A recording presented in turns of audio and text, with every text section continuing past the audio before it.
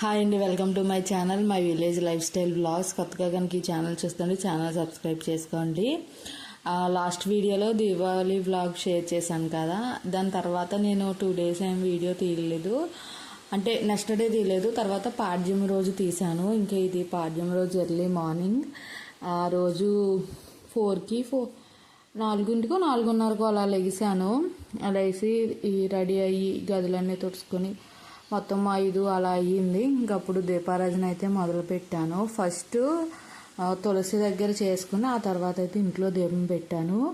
ఇక్కడ వరిపిండితో ముగ్గు వేయాను కదా, వరిపిండి మెత్తగా ఉందన్నమాట, దానివల్ల అసలు ముగ్గు సరిగ్గా పడట్లేదు. వరిపిండి ఆడించినప్పుడు ఇలా ముగ్గు కోసం అయితే పొడి బియ్యం ఉంటాయి కదా, దాన్ని అయితే ఆడించుకోవాలంట. నేను మామూలుగా లాస్ట్ టైం జంతుకులు చేశాను మొన్న, అది వీడియో పెట్టాను అలాగా కూడా గుర్తులేదు, వీడియో తీయలేదు. దీపావళి ముందే వండాను బూర్లు ఇవన్నీ. ఆ పిండి ఉంటే అప్పుడు నేను ఏం చేశానంటే ఎక్కువ పిండి ఆడించేసాను. కార్తీక మాసంలో మనకి ముగ్గు వేయడానికి ఉండాలి, చలివిడి అయ్యి చేసుకుంటాం కదా, అన్నిటికీ ఉంటుందని చెప్పి ఎక్కువ బియ్యం ఒక 7-8 kgs దాకా ఆడించేసినట్టున్నాను. అంటే అందులో కొన్ని జంతుకులు వండేసాను కదా, కొన్ని జంతుకులు కొన్ని ఆకుపొగడులు వండాను. మిగతా పిండి ఉంది, అది కొంచెం చలివిడికి వీటికి ఉంటుంది, ముగ్గు కూడా ఉంటుంది అనుకున్నాను. తీరా ఎందుకు ముగ్గుకి మనం మెత్తగా ఆడిన పిండి పనికిరాదంటే ముగ్గు నీట్గా పడదు కదా. అది మాకు అన్నమ్మ చెప్పారు, ముగ్గు పడట్లేదు అంటే అప్పుడు అన్నారన్నమాట. మనం ముగ్గు పెట్టడానికి అయితే ఉట్టి బియ్యం ఒకటే ఆడించుకుంటే ముగ్గు బాగుంటుంది, చిన్న మొరుము ఉంటే ముగ్గు బాగా పడుతుందంట. ఈసారి ముగ్గు కోసం నేను సపరేట్గా కొన్ని బియ్యం అయితే మిక్సీ వేసుకుంటే బెటర్ అనిపించింది. అసలు ముగ్గు సరిగ్గా పడట్లేదు.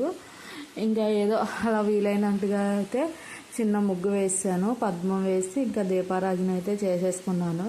ముందు తులసికోట దగ్గర చేసి ఆ తర్వాత ఇంకా ఇంట్లో దీపం ఉంచుకున్నాను.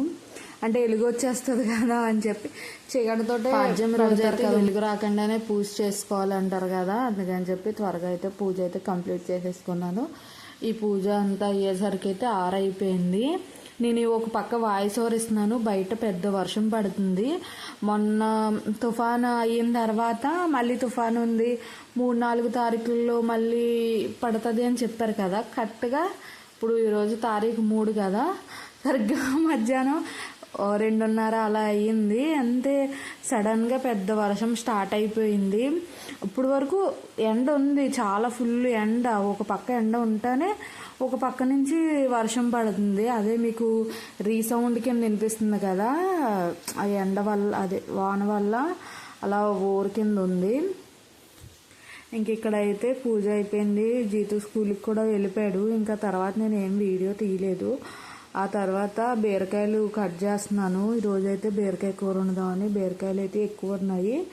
సరే ఇంట్లో ఉన్న ముదిరిపోతున్నాయి, అందుకని చెప్పి ఇగురు కింద వండేద్దాము అని చెప్పి బీరకాయ ఇగురు అయితే వండాను ఆ రోజు. ఈ బీరకాయలు కట్ చేసుకోవడం ఎక్కువ టైం పడుతుంది, చూడడానికి ఎక్కువ కూర కింద అనిపిస్తుంది. ఉడికిన తర్వాత చాలా కొంచెం అయిపోతుంది కదా, ఇందులో వాటర్ ఎక్కువ ఉంటుంది కాబట్టి ఉడికాక కూర కొంచెమే అవుతుంది.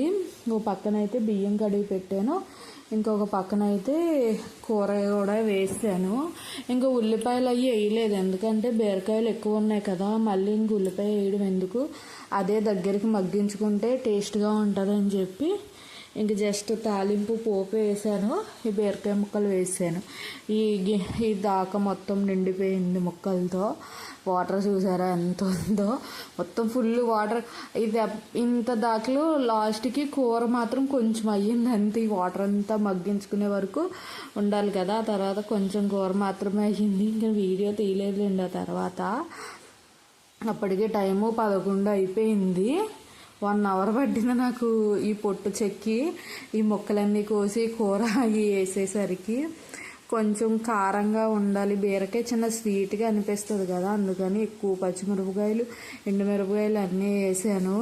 కారం లేకపోతే తినలేను కూర, అందుకని చెప్పి ఎక్కువ వేసుకుని వండుకున్నాను. కూర అయితే చాలా బాగా కుదిరింది ఆ రోజు. లాస్ట్లో కొన్ని పాలు వేసానులేండి. ఇంక ఈ బీరకాయ తొక్క ఉంటుంది కదా, ఇవంతా పచ్చడి చేశాను. బీరకాయ పచ్చడి అయితే బీరకాయ కూర కంటే చాలా బాగుంది. ఒక కాయ ముదిరిపోయిన కాయ ఇందులో కూడా కొన్ని తొక్కలు తీసుకుని పచ్చడి చేశాను. అప్పుడు పచ్చడి మాత్రం చాలా బాగా కుదిరింది. ఈసారి ఎప్పుడైనా చేసి చూపిస్తాను. ఇంకా ఆ రోజు నుంచి వర్షం కూడా స్టార్ట్ అయిపోయింది. దీపారాధన పెట్టుకోవడానికి కూడా లేదు. ఆ రోజు లక్కీగా నైట్ వర్షం అయితే లేదు. దీపం పెట్టడానికి అయ్యి బాగానే ఉంది. ఇంకా నెక్స్ట్ డే నుంచి గాలి కూడా స్టార్ట్ అయిపోయి ఇంకా నైట్ సంధ్యాదీపం పెట్టడానికి అయితే అస్సలు కుదరలేదు. ఆ రోజు మధ్యాహ్నం అంతా పడింది వాన. ఇంకా సాయంత్రానికి తగ్గిపోయిందిలేండి. వర్షం లేదు, గాలి కూడా లేదు. దానివల్ల దీపం పెట్టుకోవడానికి అయితే కుదిరింది. అలాగే కొన్ని మందులు కూడా కాల్చాం, చూపిస్తాను. ఇంకా వర్షం పడితే వెదర్ ఎంత బాగుంటుందో చూడడానికి. ఇంకా పొలాల దగ్గర నించుంటే ఇంకా చాలా బాగుంటుంది. ఇంకా మీకు అదే చూపిద్దాం అని చెప్పి ఇక్కడైతే వీడియో క్లిప్ తీశాను. ఇక్కడ కాకరపాదు చూపిస్తున్నాను. మేము కాకరకాయ కూర వండుతున్నాను కదా, అది ఒక్కొక్కసారి కాకరకాయ గింజ ముదురుతుంది. అది మనం అదే కాకరకాయ కట్ చేసిన వేస్ట్ ఉంటుంది కదా, ఈ పక్క పడేసాను అంతే. కాకరకాయ మొక్కలు వచ్చేసి కాకరకాయలు కూడా కాస్తున్నాయి. కాకపోతే వెళ్ళి కోసుకోవడానికి కొంచెం భయం, కానీ పాములు అయ్యి ఉంటాయని చెప్పి, లేకపోతే బోల్డ్ కాకరకాయలు కాసిన మా ఇంటి ముందు ఆవిడైతే ఆ తుప్పల్లో కూడా వెళ్ళి కోసుకుంటారు. మనం ఇంట్లో పెంచుకున్న మొక్కల కంటే ఇలా వాటంతటా వస్తాయి కదా, పడి మొలిసినట్టే కదా ఇప్పుడు ఆ మొక్క, అవి బాగా కాస్తాయి కాకరకాయలు. ఇది వరకు కూడా చిన్న కాకరకాయ ఉండేది అటు పక్కన, అది కూడా చాలా బాగా కాసేది. బోల్డ్ కాయలు కాసేది అన్నమాట. ఇంకా సాయంత్రం దీపారాధన కూడా చేసేసాను. అంటే మబ్బుగా ఉంది, అప్పుడు టైం 6 అయ్యింది. అయినా సరే చీకటిగా అయిపోయింది ఆ రోజు నుంచే. ఆ తర్వాత తుఫాన్ పట్టేసింది కదా, ఇంకా అసలు ఎండే ఉండేది కాదు. వాకళ్ళు అయ్యి అయితే అలా తడిసి నాసు కట్టేసి అసలు బాగాలేదు. ఇదంతా మళ్ళీ సంక్రాంతి టయానికి అంతా కడుక్కుని చాలా పని ఉంటుంది. ఇంక ఇప్పుడు అంతగా అయితే గోళ్ళ ఇంకా క్లీన్ చేయట్లేదు. మళ్ళీ క్లీన్ చేసినా మళ్ళీ వర్షాలకి అయ్యి నాసు పట్టేస్తాయి కదా, ప్రతి సంవత్సరం అంతే. సరిగ్గా సంక్రాంతి టయానికి మొత్తం ఇవన్నీ కూడా గోళ్ళన్నీ కూడా బ్రష్లు పెట్టి అంతా క్లీనింగ్ అంతా చేసుకొస్తాం తెల్లగా. మళ్ళీ వానాకాలం వచ్చిందంటే మళ్ళీ నాసు కట్టేస్తుంది. ఈ సమ్మర్లో ఏంటంటే ఎండలకి ఎక్కడైనా నాసున్నా పోతుంది. ఈ లోపల సంక్రాంతికి ఎలాగ క్లీన్ చేస్తున్నాం కదా, అప్పుడు క్లీన్ చేసేసుకుంటాము. ఇంక ఇక్కడ అయితే దీపావళి మందులు కాల్చుతున్నాం. అసలు అయితే దీపావళి అయ్యాక కూడా 3 days వరకు మేము ఎప్పుడు మందులు కాల్చుతాము. దీపావళికే తక్కువ కాల్చాం. ఆ మన్నాడే ఇంకా ఎక్కువ మందులు కాల్చుకున్నట్టున్నాం మేము. అయితే ఏవో కొన్ని అలాగా కాల్చాము. 3 days అయితే కంపల్సరీ కాల్చుతాము. ఇంకా తర్వాత ఇంకా కాల్చంలేండి. తర్వాత ఏం జరిగిందన్నది నెక్స్ట్ వీడియోలో షేర్ చేస్తాను నేను.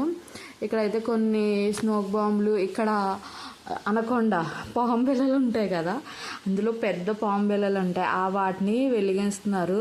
అసలు వెలగట్లేదు త్వరగా. అందులోని వాతావరణం కూడా చల్లగా అయిపోయింది కదా, చాలాసేపు వెలిగించారు. అది వెలిగిస్తే ఎంత పొగ వస్తుందో.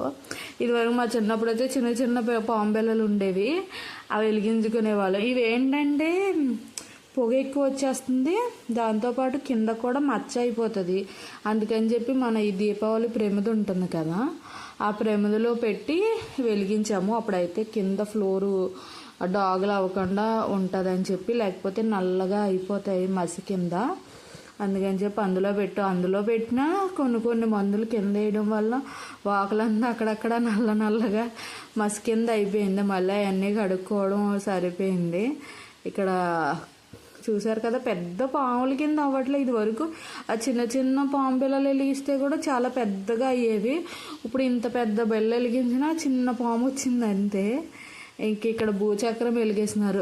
ఈ ఏం చెప్పను, వీడియో తీస్తున్నాను కదా నేను, అసలు ఎంతసేపటికి వెలగట్లేదు. వీడియో లెంత్ ఎక్కువైపోతుందని చెప్పి ఆపేస్తుంటే ఆ తర్వాత వెలుగుతున్నాయి.